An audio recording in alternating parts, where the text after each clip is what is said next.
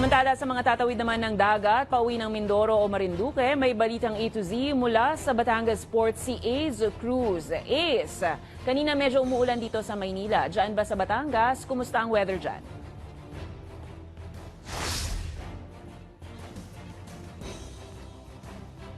Yes, Barbie, bago tayo sa may papawid ay nakaranas tayo ng panakakang pagulan.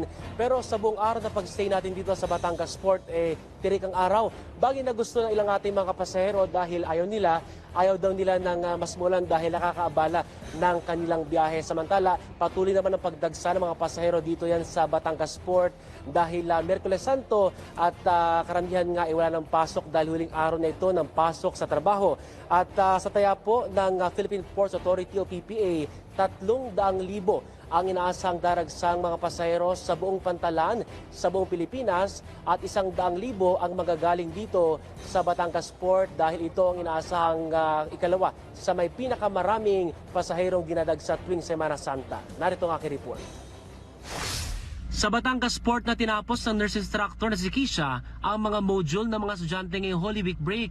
Ngayong Miyerkules Santo na tiyempong siksikan na lang kasi makakawi si Kisha pakalapan sa Mindoro dahil sa dinaluhang training sa Maynila. For the next week, iba na yung topic namin, tapos iba na yung focus para, kumbaga, masyado kasing matagal din naman tong Holy Week. And the learning modules naman kasi will take only like hours for them to read. So, appropriate then for their vacation time. Sina Kate naman, hinintay pang matapos ang exam sa school ng mga pamangkin noong 1 linggo kaya ngayon lang din nakabiyahe. May inantay lang po talaga kami mga bata.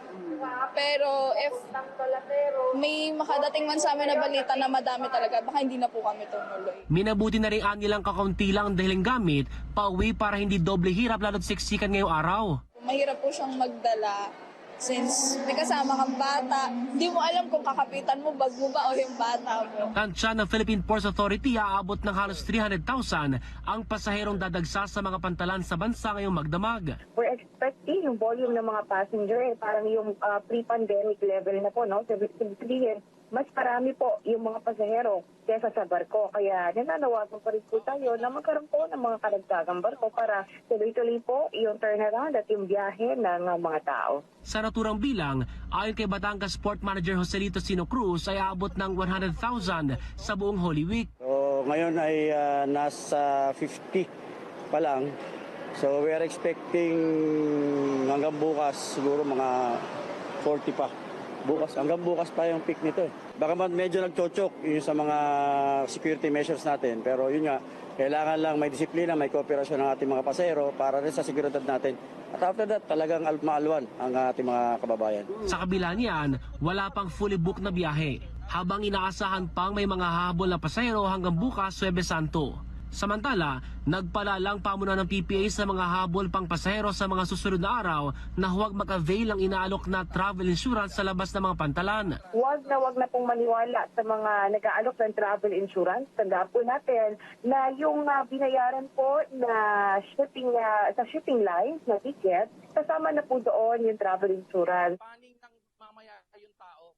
Sir Bot, ikaw kumunta